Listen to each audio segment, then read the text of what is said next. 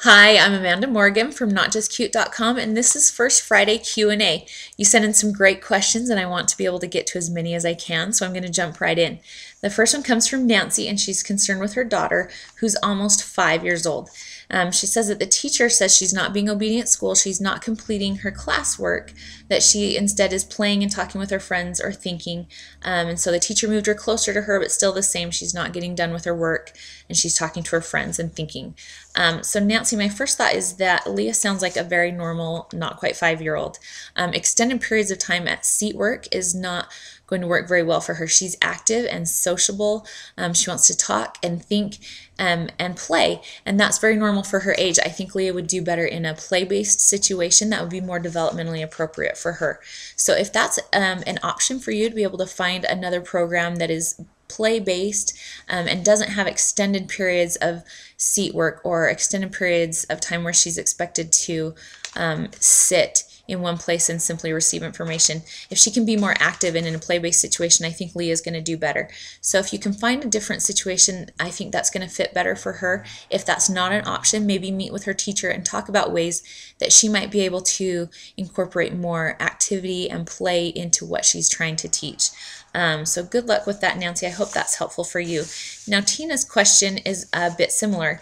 She says, as a parent without a background in early childhood education, how do I know what is developmentally appropriate at each age or grade in school? This is a great question, Tina. It's also a really hard one because developmentally appropriate practice is a really huge subject, and I'm going to try to approach it in a very short amount of time. So if I were going to strip it all down, I would say that developmentally appropriate practice pertains to both age and stage. So we first think about age. Most children of the same age, we tend to think about the typical development and the milestones. A lot of those are going to be very similar. A lot of things for their age are going to be appropriate. You wouldn't give a 3-year-old the same type of things that you would give your 14-year-old because they're interested in different things, they respond to different things. So it's paying attention to their age and what's appropriate for that age. But there's also the second aspect, which is stage, and not all children of the same age are at the same stage of their development, and that may also vary across the different areas of development. So one child may be more advanced in their motor skills while another is more advanced in their social skills. So I would look to see that a program is paying attention to both the age and the stage. And one way that I would see this is in their grouping. I would want to see not just whole grouping, because that's really just paying attention to age, but also small grouping and some individual adaptations, so that it kind of shows me that they're paying attention to the individual learner, individual needs, and trying to make those different adaptations to reach both their age and their stage.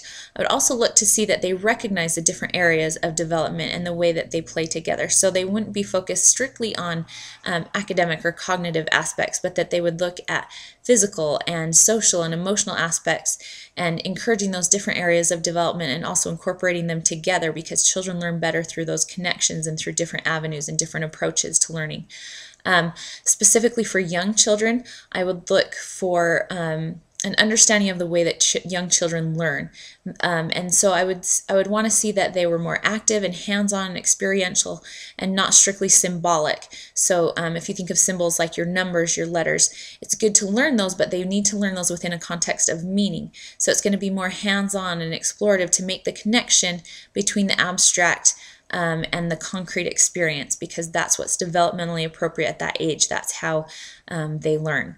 So that's a very, very quick explanation of developmentally appropriate practice, but I would look first for those things, and really if you as a parent are just cued into what your child needs and try to see that the situation that they're in is meeting those needs, that's what's going to be most appropriate for your child.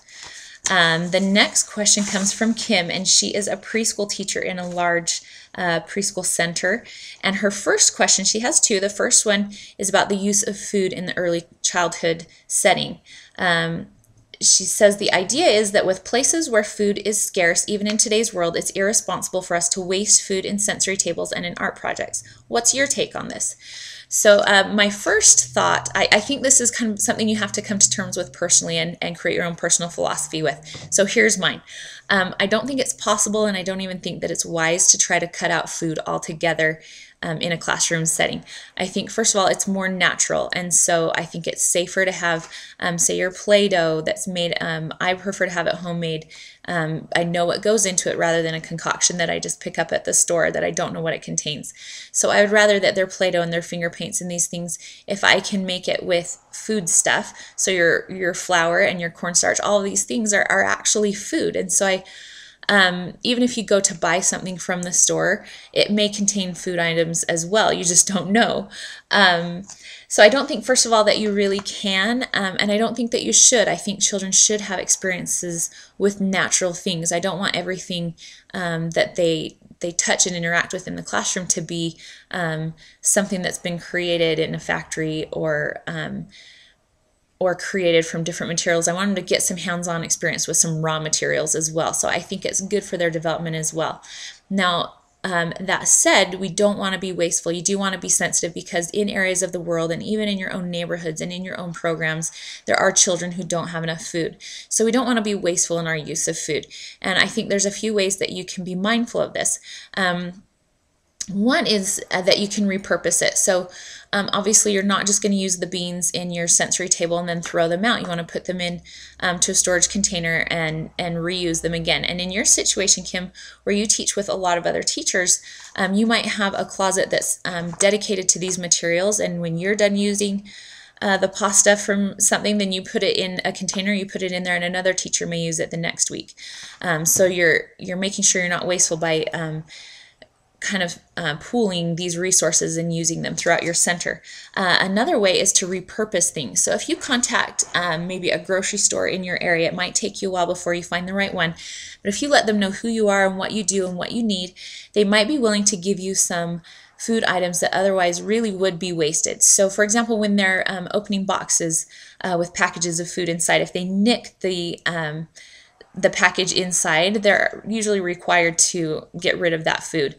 So if you let them know what you're using it for, they might be willing to contact you when this happens, and you'll end up with several bags of beans that otherwise would truly be wasted. So you can repurpose that way. Another way that I use, sometimes if I spill some flour or some things, particularly if it's a lot, if I'm transferring, say, a 25-pound bag of flour and I'm pouring it into my canister, sometimes I'll spill several cups on accident. And so instead of throwing it away, I'll scoop it into a bag and mark it as Play-Doh flour, so I'll repurpose it in that way. Another concern with using food is that it sends mixed messages to children that it's okay to play with their food. And I feel that the way to deal with this is to make sure that you're using food items in a different state than it's eaten in. So you're using your dried beans, you're using the dried pasta. I'm not a fan of painting with pudding because it's in the same state that it's eaten in. So it's seen as food as the children are using it. When they're playing with dried beans or with dried pasta, it's in a different state than what they're going to use it for when they eat. So those are my thoughts on it. That's how I kind of come to terms with it. I feel okay with it that way. So talk about those ideas with the people you teach with, throw that around and find what works for you. I just feel if it's I'm in a different state than they eat it in, and I'm not being wasteful with it, and it's a purposeful activity that I'm using for, I'm okay with that. Personally. So you find out what works for you. The second question that Kim has, she says, again, she's in a very large program, and in their efforts to standardize with this large program where some of the children come 4 days a week, some come 2 days a week, they've kind of instituted this letter of the week program, and she worries that some of the teachers become fixated on the letter of the week, and the themes begin to revolve all around that. So she asks for any suggestions on providing a more balanced letter introduction while still maintaining consistency between all of the programs. Kim, I would first say that it's important for us to let go a little bit of the standardization, the consistency, because these are different classes with different children coming for different numbers of days. They're going to have a different experience, and we need to honor that, and we need to be responsive to our learners, and so we need to allow some differentiation in there. Now that said, if you are required to keep some kind of standardization, I would say it's not really effective to build your themes around the letter. It's better to put them around concepts. Children, in their minds, they don't file the information like a filing cabinet. They don't put it all in alphabetical order. It's more like a concept map. It's about connections. So if you can build your themes around a concept, an idea, and then all of their experiences, they can connect together and discuss and build those connections between their different experiences. And then if you can build in the language and math experiences and the letter recognition in authentic experiences within those concepts, it's going to be more meaningful and more effective in their learning. So I'm going to link some articles and posts here that I think might help out with that.